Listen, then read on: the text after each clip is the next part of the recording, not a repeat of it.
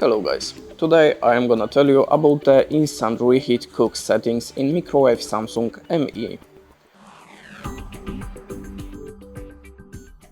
So the control panel for Insta cooking or heating is in this place. There's three icons.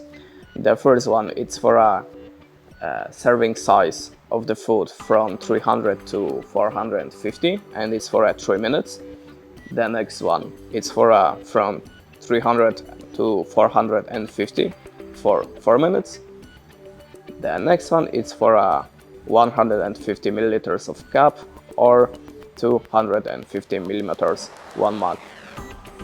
And the time for this mode is from 1 to 2 minutes. And that's it. Thanks for watching, leave us a like or a comment, and goodbye.